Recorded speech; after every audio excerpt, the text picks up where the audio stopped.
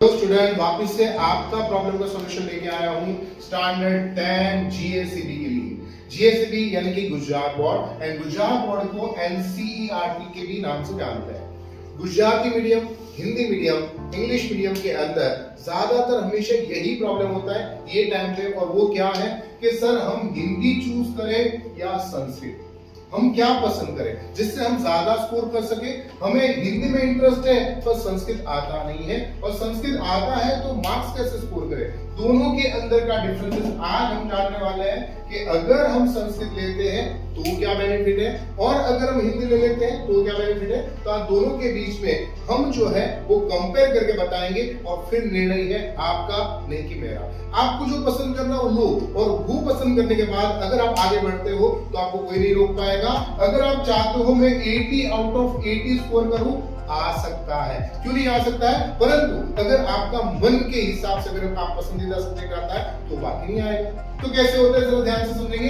कि हिंदी अगर आप पसंद करते हो तो हिंदी के अंदर आता है समास, राइट। अब समास कितने करने हैं, आपको 15 करने हैं, 15 समास रन करने पड़ेंगे, जबकि संस्कृत के अंदर सिर्फ 5 करने पड़ेंगे, और 5 करोगे आपको गारंटेड 2 मार्क्स मिलेगा, 100% गारंटी। जबकि आपको इसके सारे सब पार्ट करने पड़ेंगे हिंदी के अंदर। यहाँ पर ये नहीं बोल रहा हूँ करने पड़ेंगे, करने ही होते हैं, नहीं करोगे तो आपको मार्क्स नहीं मिलने वाला है। अगर उसकी कंपैरिजन करेंगे हिंदी के साथ, तो हिंदी के अंदर है निबंध लेखन। निबंध लेखन कितने मार्क्स आएगा, 8 मार्क्स का निबंध लेखन आएगा, और उसकी कंपैरिजन करेंगे हम अर्थविस्तार के साथ। अर्थविस्तार आपको फिक्स करके दे देंगे संस्कृत के अंदर कि भाई पोएम नंबर 1 है, 7 है, 10 है, 20 है, वहां से लर्न करो, और वहां से आपको 3 मार्क के श्लोक गारंटेड पूछेंगे। इसके कारण से यहाँ पर आपको फिक्स दिया गया है। लाइक मम्मी ने आपको घर पे क्या दिया, डिब्बा, नाश्ते का डिब्बा दिया ना, और वही नाश्ते के डिब्बे में आपने बोला कि मुझे चाय चाहिए, बिस्किट चाहिए, वही चीज वहां से निकलती है। जबकि यहाँ पर तो सरप्राइज, पता नहीं क्या निकलेगा क्या नहीं, हमें खुद को नहीं पता है कि निबंध लेखन के अंदर क्या आने वाला है। क्या आपके पास कोई गारंटी है? नहीं, मेरे पास भी नहीं है, ना टीचर के पास है, ना मम्मी के पास, ना पापा के पास। तो निबंध लेखन के अंदर थोड़ा सा प्रॉब्लम तो रहेगा ही भाई, ये याद रखिएगा। आगे बात करेंगे लेखक के नाम कितने लर्न करने पड़ेंगे, 21 लर्न करने पड़ेंगे, जबकि इसके अंदर भी लेखक के नाम तो लर्न करने पड़ेंगे पर सिर्फ 11, एंड वो भी किसका आएगा, मैचिंग, जोड़ा जोड़ो, और अपने मार्क्स 2 कैश करके चले जाओ।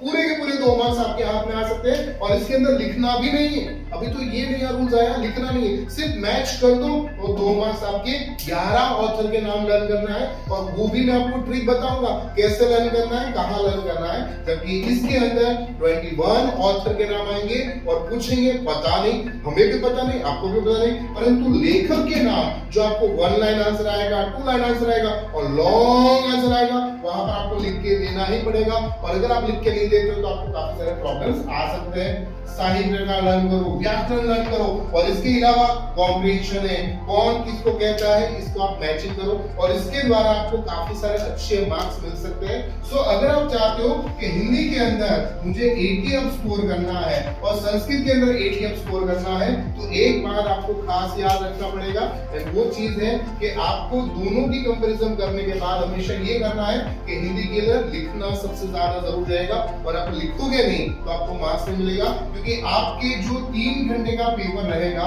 वो 3 घंटे आपको पूरे के पूरे यूटिलाइज करने पड़ेंगे, जबकि यहाँ पर 1.5 घंटे के अंदर, 1 घंटे के अंदर आपका काम खत्म हो सकता है, एंड बहुत ही इजीली आप अपने मार्क्स स्कोर कर सकते हो। तो संस्कृत एक तरह से मैथ्स का काम करता है, जैसे मैथ्स में 100 आउट ऑफ 100 मिलता है, उसी तरह से संस्कृत में भी आपको 80 आउट ऑफ 80 यानी कि 100 आउट ऑफ 100 मिल सकता है। सो कोशिश करो कि आप संस्कृत लो, कोशिश ये ना करो कि हिंदी ले।